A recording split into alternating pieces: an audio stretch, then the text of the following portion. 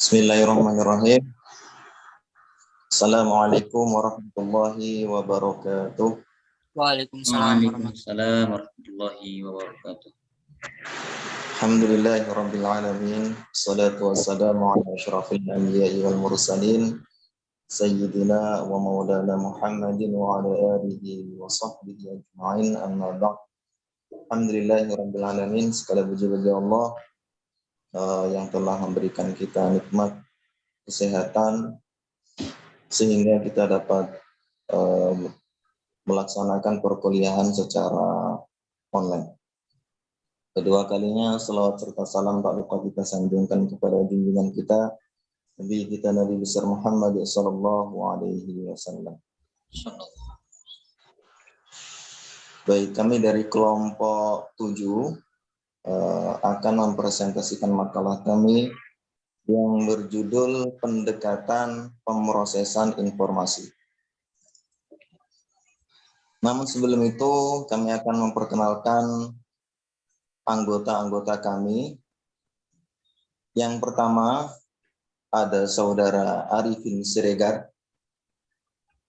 Kemudian yang kedua ada Saudara Muhammad Ainul Muwafiq. Kemudian yang ketiga ada Saudara Adhakir Awu Akbar. Ya, pada kesempatan ini kami akan mempresentasikan makalah tentang pendekatan pemrosesan informasi. Di sini ada 4 poin yang akan kita bahas. Ya, ini yang pertama tentang pengertian pendekatan pemrosesan informasi. Kemudian ada perhatian, kemudian ada ingatan, dan terakhir ada metakognisi. Baik, untuk selanjutnya kami serahkan ke pemateri untuk menerangkan tentang pengertian pemrosesan informasi hingga selanjutnya. Kepada pemateri dipersilakan. Ya, terima kasih Saudara Ainul. Ya, saya akan menjelaskan pengertian pendekatan pemrosesan informasi.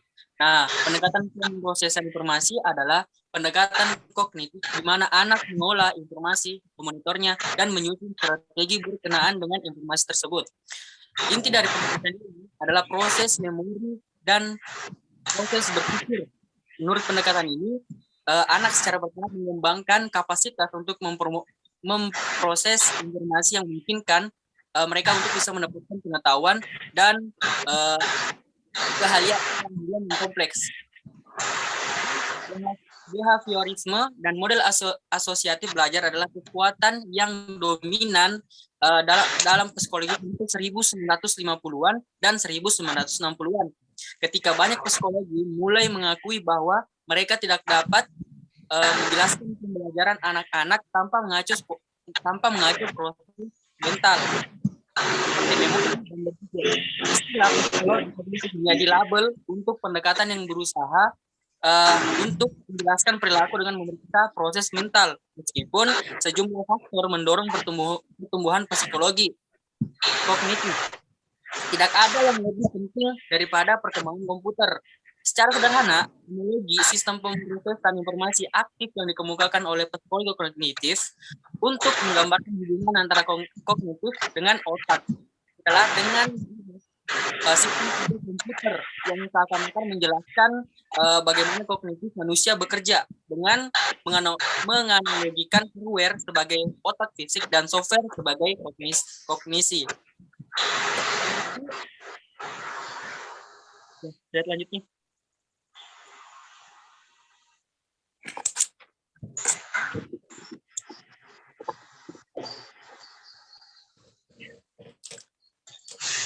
Jadi informasi itu dibagi menjadi 4 bagian. Yang pertama itu perhatian, yang kedua ingatan, keahlian, dan metakognisi.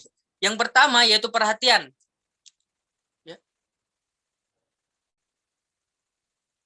Slide-nya. Ya, jadi perhatian adalah pemusatan sumber daya mental. Nah, jadi perhatian itu merupakan salah satu subjek kajian dalam psikologi. Karena sebuah informasi akan diolah terlebih dahulu harus melalui perhatian. Nah, jadi perhatian atau attention adalah proses konsentrasi pikiran atau pemusatan aktivitas mental, atau bisa dibilang attention is a concentration of mental activity. Nah, jadi proses perhatian itu melibatkan pemusatan pikiran dan tugas tertentu sambil berusaha mengabaikan stimulus lain yang mengganggu atau tidak relevan. Para ahli psikologi itu membagi perhatian ini ke dalam tipe-tipe, yaitu yang pertama perhatian selektif. Nah, jadi perhatian selektif adalah berkonsentrasi pada aspek spesifik pengalaman yang relevan dan mengabaikan pengalaman yang tidak relevan, berkonsentrasi pada satu suara di antara suara-suara lainnya. Jadi misalkan kita ada acara. Nah, ketika ada acara itu seketika waktu sholat zuhur datang. Nah, sholat zuhur datang.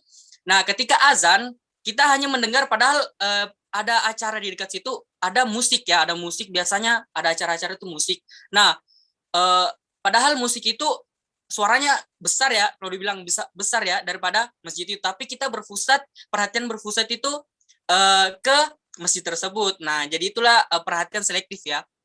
Nah, selanjutnya itu perhatian terbagi. Ya, jadi perhatian terbagi itu adalah konsentrasi pada beberapa aktivitas secara bersamaan. Nah, kalau misalkan yang seperti Ibu katakan kemarin, ada pola belajar seseorang itu berbeda-beda ketika dia sedang bermain HP. Nah, sedangkan guru yang di atas itu menjelaskan. Nah, ketika ditanya, dia tahu. Nah, karena apa? Karena dia melakukan perhatian terbagi. Nah, itulah namanya perhatian terbagi ya.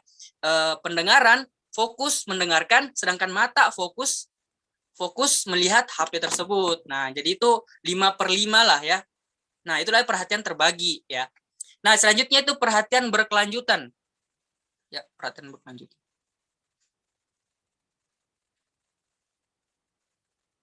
Nah, ya, jadi perhatian berkelanjutan adalah kesiapan mendeteksi dan merespon perubahan-perubahan kecil. Misalkan kita ini mau pergi ke tempat atau melalui jalan yang sama. Nah, misalkan kita sedang gabut-gabutnya atau nggak ada kerjaan, naik motor, bosan. Nah, kita memikirkan lingkungan kita. Perasaan kemarin ada pohon di situ. Nah, itu perhatian berkelanjutan ya. Misalkan banyak kita perhatian, padahal hal-hal itu yang tidak penting kita pikirkan, kita masih berpikirkan, itu berkelanjutan sampai bisa setiap hari ya, kalau kita misalkan kita perhatian hal-hal yang kecil ya. Nah, jadi itulah perhatian berkelanjutan. Nah, yang keempat yaitu perhatian eksekutif. Perhatian eksekutif. Keempat. Nah, jadi perhatian eksekutif adalah mencakup perencanaan tindakan, mengalokasikan perhatian pada tujuan, deteksi kesalahan, dan kompensasi, memantau kemajuan pada tugas-tugas. Nah, misalkan kita disuruh buat 10 makalah dalam satu halaman, ditulis. Nah, itu kita lebih fokus di situ dalam suatu hal yang penting, bahkan kita memeriksa detail-detail sedikit pun gitu. Nah, itu adalah perhatian eksekutif ya, memperhatikan atau mendeteksi kesalahan-kesalahan pada kompensasi tersebut, tugas-tugas tersebut. Nah, itulah namanya perhatian eksekutif yang berfokus dalam suatu hal yang penting ya, suatu perhatian yang seharusnya, yang wajib dikerjakan. Nah, itu namanya perhatian eksekutif ya. Nah, jadi bagian selanjutnya itu C, ingatan ya, yang akan dijelaskan oleh saudara kita Arifin Siregar. Saya berikan. Oke, terima kasih. Oke, terima kasih kepada pemateri yang sudah menyampaikan pengertian materi tersebut. Baik, sini saya akan melanjutkan tentang yaitu nomor 2, ingatan. Ingatan atau sering disebut memori adalah sebuah fungsi dari kognisi yang melibatkan otak dalam mengambil informasi. Ingatan akan dipelajari lebih mendalam di psikologi, kognitif, dan ilmu saraf. Pada umumnya, para ahli memandang ingatan sebagai hubungan antara pengalaman dengan masa lampau. Apa yang diingat adalah pengalaman yang pernah dialami. Oleh karena itu, ya Allahu Akbar.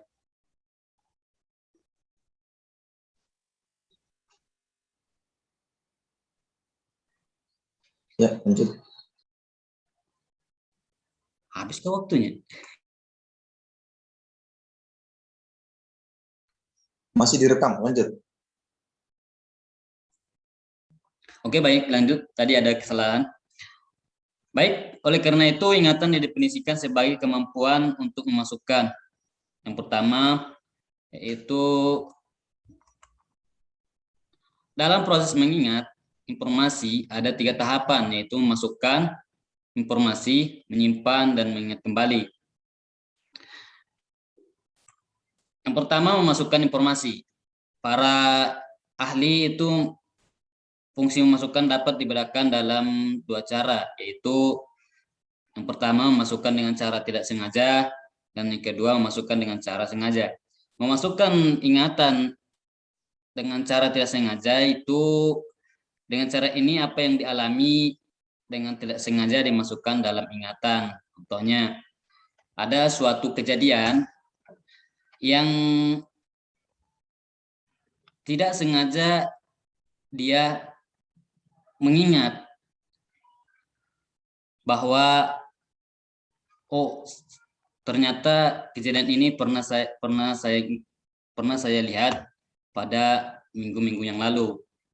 Yang kedua yaitu memasukkan dengan cara sengaja. Dengan cara ini individu sengaja memasukkan pengalaman, pengetahuan ke dalam ingatannya. Contoh dalam proses belajar, dia dengan sengaja menghafal apa materi yang telah disampaikan oleh gurunya. Itu dinamakan dengan memasukkan dengan cara sengaja. Yang selanjutnya dalam tahapan penyimpanan. Dalam tahapan penyimpanan, individu mempertahankan dan menyimpan pesan dalam ingatan selama beberapa waktu sampai saatnya ditimbulkan kembali. Karena itu, masalah yang timbul dalam hal ini adalah bagaimana agar pesan yang telah dimasukkan tersebut dapat disimpan dengan baik, sehingga pada suatu hari atau suatu waktu dapat ditimbulkan kembali dengan mudah bila dibutuhkan. Yang ketiga, tahapan mengingat kembali, yaitu merupakan kemampuan untuk menimbulkan kembali hal-hal yang disimpan dalam ingatan. Kemampuan untuk menimbulkan kembali ini dibedakan menjadi 2, yaitu mengingat kembali atau to recall, dan mengenal kembali atau to recognize. Pada mengingat kembali, individu menimbulkan kembali apa yang diingat tanpa adanya stimulus. Sedangkan pada mengenal kembali, orang menimbulkan kembali apa yang diingat dengan kehadiran objek. Selanjutnya nomor 3 yaitu keahlian. Keahlian di sini berhubungan dengan kemampuan kita untuk mengingat informasi baru tentang subjek.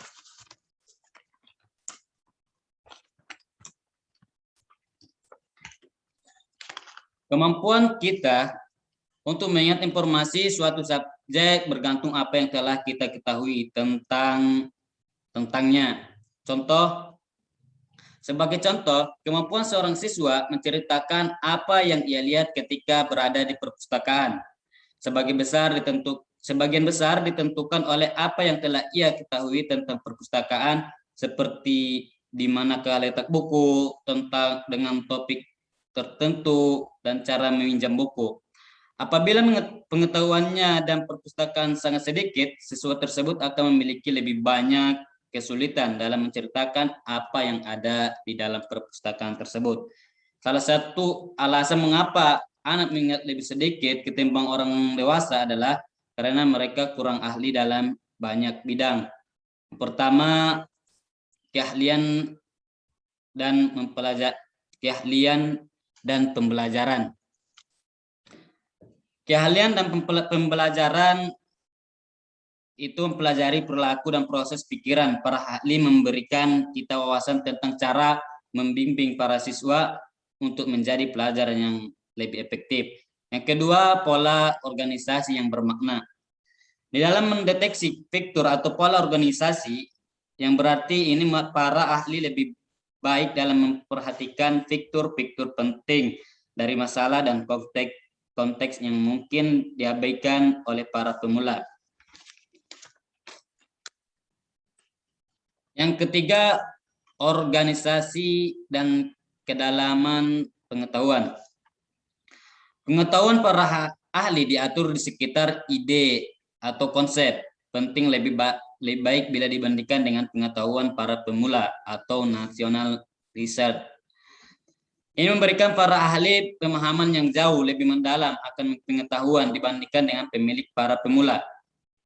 Para ahli bidang tertentu biasanya memiliki jaringan informasi yang jauh lebih terelaborasi tentang bidang tersebut dibanding para pemula. Informasi yang mereka hadirkan dalam memori mempunyai lebih banyak titik temu, lebih banyak keterkaitan, dan organisasi yang lebih baik. Yang selanjutnya yaitu pemanggilan cepat. Pengambilan kembali informasi yang relevan dapat dilakukan dengan banyak usaha, sedikit usaha, atau tanpa usaha sama sekali.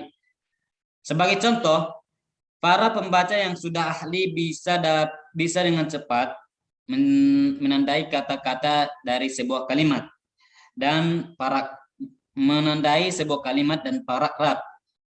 Namun, kemampuan para pembaca yang masih pemula untuk mengkodekan kata masih belum lancar, sehingga mereka harus mengalokasikan banyak perhatian. Yang selanjutnya, keahlian adaptif.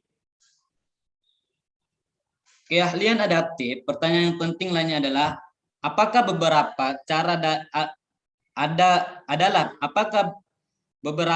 dalam menata pengetahuan lebih baik ketimbang cara lainnya dalam rangka membantu orang lebih fleksibel dan beradaptasi dengan situasi baru.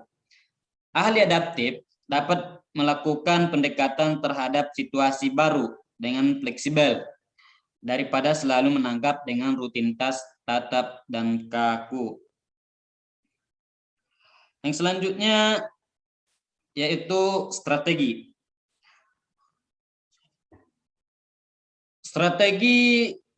Para ahli menggunakan strategi yang efektif dalam memahami informasi dan dalam bidang keahlian mereka dan dalam mengajukannya. Adapun beberapa strategi efektif yang bisa dikembangkan siswa untuk menjadi ahli dalam pembelajaran. Oke, yang selanjutnya memperoleh keahlian. Mungkin pembahasan selanjutnya akan disampaikan oleh Saudara Muafiq. Baik, terima kasih. Selanjutnya yang keempat, yakni metakognisi. Metakognisi terdiri dari kata meta dan kognisi. Jadi dua kata ya.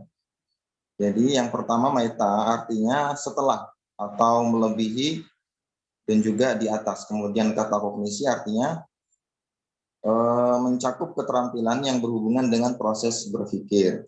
Jadi maksudnya adalah metakognisi itu kemampuan diri sendiri untuk mengamati, mengorganisasi, dan memantau seluruh proses berpikir yang dilakukan selama menyelesaikan masalah. Contohnya ketika kita dapat suatu masalah, kemudian kita berpikir bagaimana solusinya, bagaimana jalan keluarnya.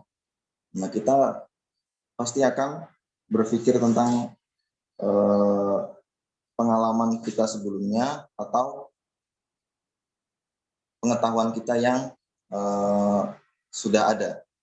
Itu namanya metakognisi ya, mencari proses berpikir tentang sesuatu untuk mencari solusi, untuk mencari jalan keluarnya. Kemudian metakognisi ini terbagi menjadi dua. Ya, slide selanjutnya. Slide selanjutnya.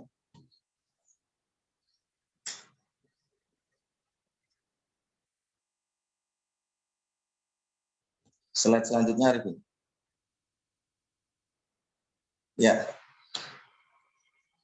Yang pertama ada perubahan perkembangan.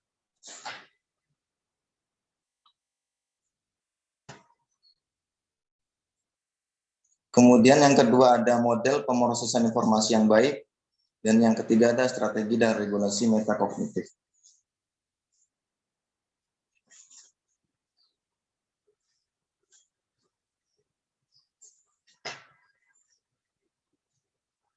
Ya, sebenarnya komponen metakognisi itu terbagi menjadi dua. Ada pengetahuan metakognisi atau disebut dengan metacognitive knowledge, yakni pengetahuan metakognisi yang diperoleh tentang proses-proses kognitif, yaitu pengetahuan yang dapat digunakan untuk mengontrol proses kognitif. Jadi, suatu pengalaman yang telah terjadi sebelumnya untuk menjadi bahan pemikiran selanjutnya untuk pengetahuan metakognisi.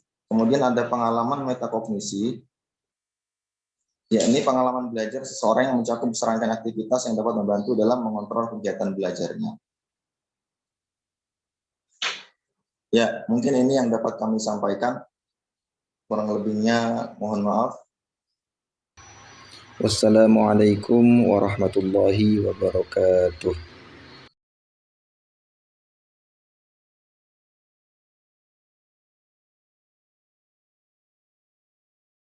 Ya, coba sudah end, Arvin.